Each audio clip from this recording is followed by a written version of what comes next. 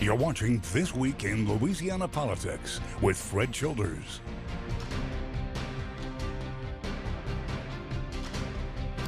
Good Sunday morning to you. I'm Fred Childers. Thanks for joining us for This Week in Louisiana Politics on your local election headquarters. Well, the National Flood Insurance Program will go under in just a few days unless Congress acts fast. Our Washington, D.C. correspondent Bree Jackson reports lawmakers have been dragging their feet over funding flood insurance. Lawmakers are racing the clock to renew the National Flood Insurance Program. On July 31, flood insurance program expires. For Congress to allow that to happen, it would be just bone deep stupid. Senator John Kennedy is pushing for an extension of the program through the hurricane season. If the program lapses, home buyers and sellers could see their deals washed away. Tom Santos is with the American Insurance Association. If you don't have a policy and you're buying a home and you need it for the purchase, the sale of the home might get delayed. The National Flood Insurance Program has been financially underwater since Hurricane Katrina. Lawmakers who support the program say their constituents need it, but say the program itself is a disaster. But what we need is a meaningful reform program. Members of Congress like Ed Royce of California say the U.S. cannot afford to insure repetitive loss properties. A $90,000 home in Missouri has been flooded now 34 times at a cost of more than $600,000. And Democrat Earl Blumenauer of Oregon says the program encourages people to remain in flood-prone areas. People die because we fail to take steps to reform and make it work right. Senators hope to pass a short-term deal that gets homeowners through the hurricane season and gives lawmakers time to rework the program. In Washington, Bree Jackson. And switching gears now, for the first time since announcing his run for Chief Elections Officer last week, Interim Secretary of State Kyle Ardoin says there's too much work in progress for him to not seek the role permanently. And in a special interview with Capitol correspondent Harrison Golden, Ardoin claims brighter days are ahead for his agency.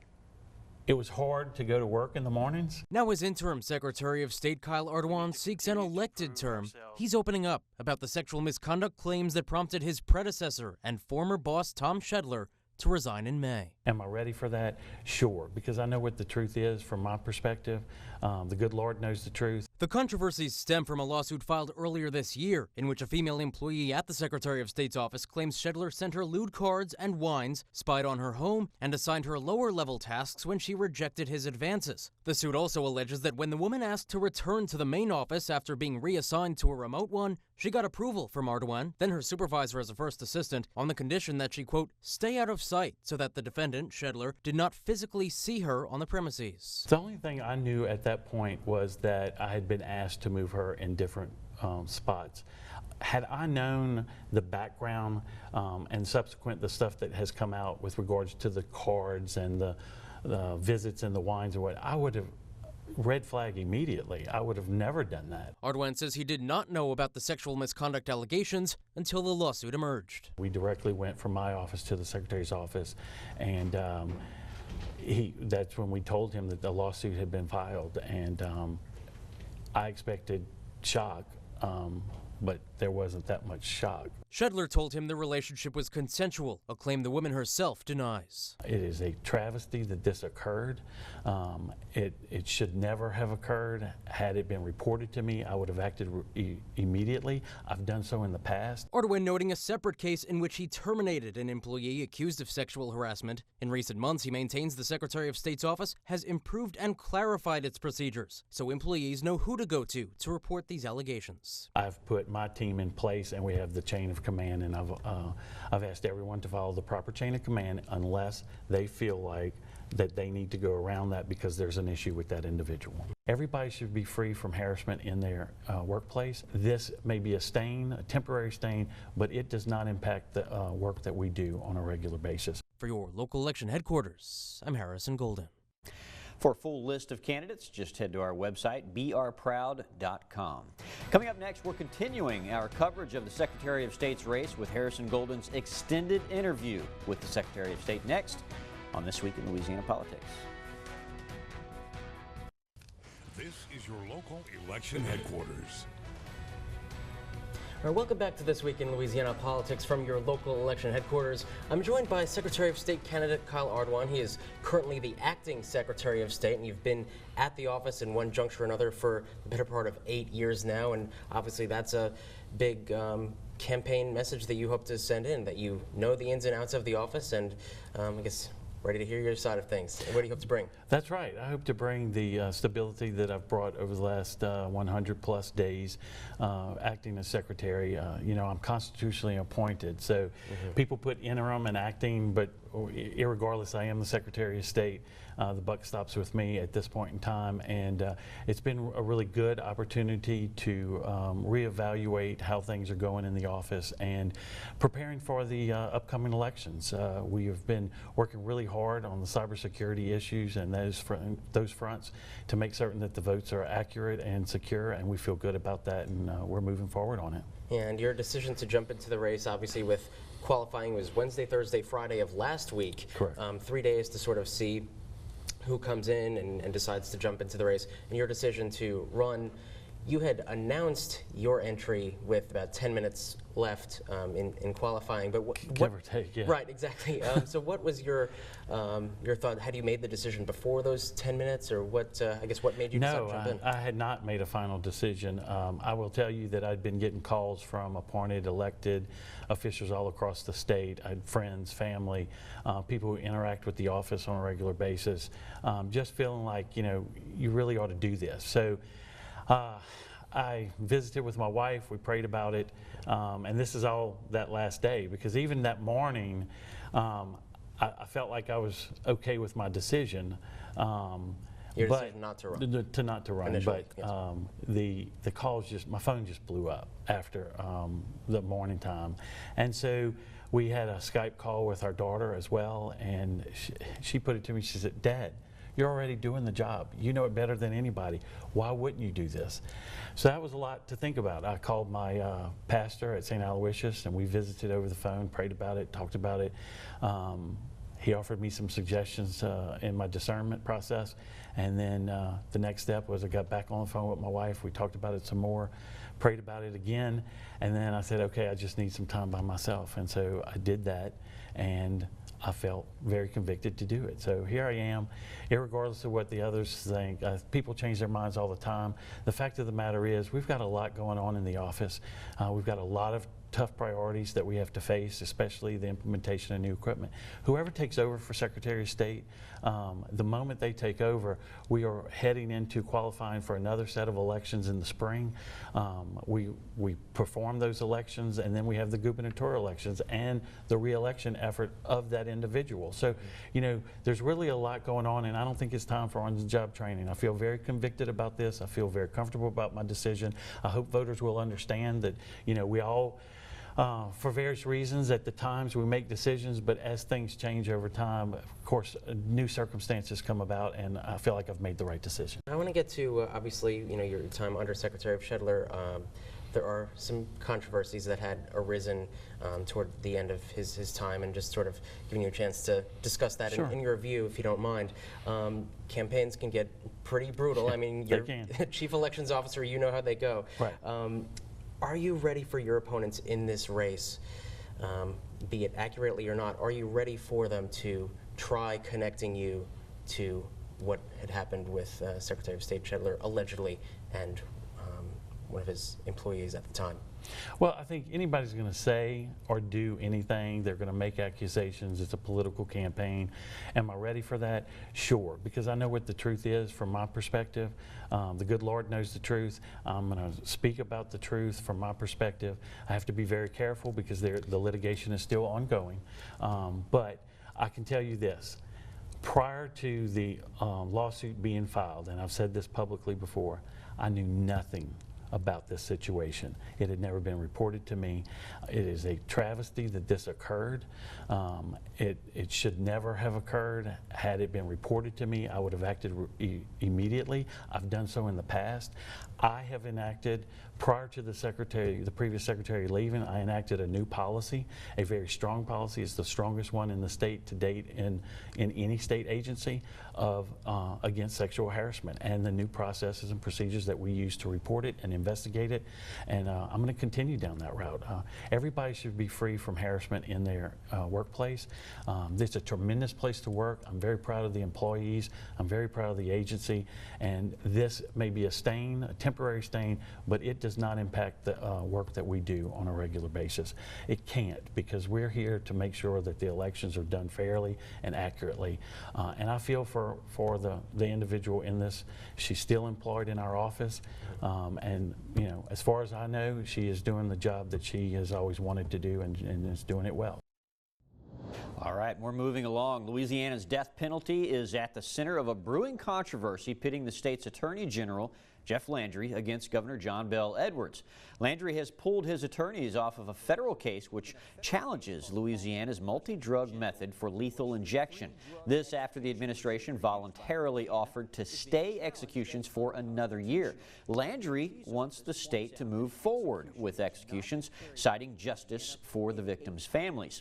In a series of letters sent to the governor, Landry has accused Edwards of coming up with excuses instead of solutions. Governor Edwards says it's not him that's standing in the way of those executions.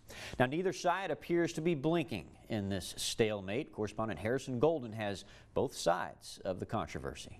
With pharmaceutical companies refusing to sell Louisiana the drug compounds needed to perform lethal injections, Governor John Bel Edwards says executions in the state will have to wait at least another year. I'm not going to pretend that we have the ability to do something that we don't have, and it's not about scoring political points, it's about being realistic in the way that we govern. But Louisiana's chief legal officer says that's a poor excuse, telling a Shreveport radio station Monday, quote, "When you have a rule of law and you don't carry it out, that is not in any way a deterrent of crime. That is an encouragement of crime." The row first rose last week when Landry backed out of representing the state in a federal case over execution protocol. And I think the Attorney General ought to take a deep breath and just calm down a little bit and get back to doing his job. 72 Louisiana inmates await execution on death row. The last one put to death was in 2010. Landry is suggesting that the state consider other methods. Quote, "I support the death penalty by lethal injection, gas, hanging, and firing squad." Does Governor Edwards? Hangings and firing squad? No.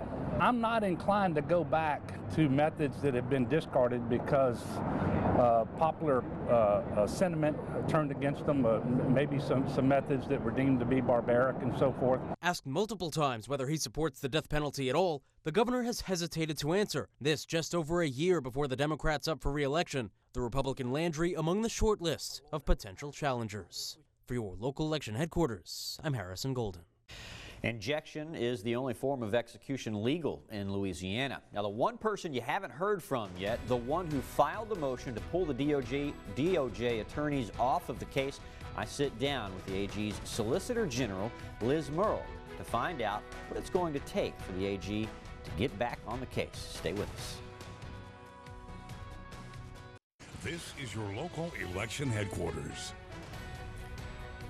Welcome back to This Week in Louisiana Politics. I'm joined by Liz Murrill. She is the Solicitor General with the Attorney General's office. Thanks for being here, Liz. Thanks for having me. Well, by now our viewers have already seen all the background on the controversy between Governor Edwards and Attorney General Jeff Landry concerning this federal case challenging Louisiana's method for a death penalty. So we're going to fast forward a little bit and go right to the latest letter from the Attorney General. He has committed to rejoining the fight in the federal case known as Hoffman versus Jindal. But what's the caveat? The caveat is that we want him to commit to supporting solutions that would move the case forward and move executions forward in the state. And our belief, after working on this issue for the last 18 months, is that nothing can really be successful if he's not supportive of it. It starts with policy changes at the DOC level. Those can happen tomorrow. There's no requirement that they follow any other procedures. He could, with the stroke of a pen, the Department of Corrections could make changes right now and show a commitment to moving forward, but the governor hasn't been willing to do that. Now, the governor argues that it's not him standing in the way, it's the statute and the inability to get the correct drugs to make sure that the death penalties are carried out in a constitutional way. What's your answer to that? I think he's avoiding answering the real question, and the question is, where does he stand on this issue? There are no doubt some obstacles that need to be addressed, but he's not addressing any of those. And in our letter, we outlined a few different options that he could pursue, starting with the policy changes and with legislation. And so we've never, I don't think it's ever been in question that there's some obstacles and some challenges, but as we have pointed out on multiple occasions, 8 other states have encountered the same obstacles and they've overcome them. So we can do the same thing, but we need a commitment to do that from the governor. He sort of took a shot at A.G. Landry when he talked about some of the other options being death by firing squad and hanging. So these are, brutal, outdated practices that he wouldn't want Louisiana to adopt. Well, those are practices that are currently law in some other states, and I think that's why we listed them, because they are legal and they may not be actively used now. I think that lethal injection certainly took over as the method of choice, but they are legal in a number of other states, and the point we're trying to make is that there are other options and that changing the law is always an option. And so for him to point out in his letter that the law prevents us from moving forward is, I mean, to me, that's a non-starter. He changes the law all the time. Right. And speaking of the letters going back and forth, I think we've seen 2 or 3 now going back and forth. The letter that you just sent has already been responded to by the governor's office, and in which Richard Carbo says that in for future reference, they would like to do person-to-person dialogue and not in the media, which is interesting to us because he sent that to the media. So we were able to get a hold of that, and we're publicizing it now. What's your reaction to that? Well, I haven't seen it, so yeah. I haven't seen a response to our letter. I think that our initial letter, followed by the second letter, both pointed out that there's no point in us continuing to be involved in the Hoffman case. I mean, we took a very particular action that we were notifying him of in the first letter. It was we're withdrawing from Hoffman, because there's no more point in us staying involved in this case if all it's going to be is you continually rolling over and Now, you were the one who filed the motion to pull the DOJ attorneys off, correct? Yes. Okay, so with that and with this caveat, you're willing to file another motion to get back onto the case, but some things have to change. I think some things need to change that would change the facts on the ground and allow us to actually pursue the litigation and try and moot out the issues that are pending in that case. That's why we need a commitment from the governor on multiple fronts, and he still has not said where he stands on this issue. And until he commits, there's no point in re-engaging. He's just going to want to refile the motions again and again and again and again. And so it's a waste of our time, and it's contrary to what we believe to be the path to success in getting out of the case and moving forward with executions. But he says the drugs simply aren't available. That is not entirely true. I mean, I think that, I think the drugs can be compounded, for one thing. That is one of the suggestions that we made. There are some snags with that, though. There are some snags with that. There's, certainly been some problems with the exposure of some of the pharmacists that have been willing to compound the medication. We proposed a solution to that problem. We did not suggest necessarily that these are solutions that can be effective tomorrow. But there's still solutions, and there's still a path forward. And if he would commit to them, then I think that we would be successful in moving them forward. Compounding is a solution. The exposure of the pharmacies is a problem, but I would compare it, and I'm actively involved in defending some of our pro-life laws. We get protective orders all of the time when someone is threatened by their involvement in something that is legal. It's exactly the same. We should be able to get a protective order, and we should be able to protect people who are helping us to carry out the law. I think that that's just something that we could pursue in litigation, but there's no reason to pursue it if he's not going to try compounding in the first place. All right. Liz Murrow with the Attorney General's office, the Solicitor General, thank you very much for coming on. We appreciate your time. Thank you for having me. We hope you guys can come together and find a solution to this. Thank you. All right, stay with us. We'll be right back. This is your local election headquarters. Thanks for joining us for This Week in Louisiana Politics. I'm Fred Childers. I'll see you next Sunday right here on your local election headquarters.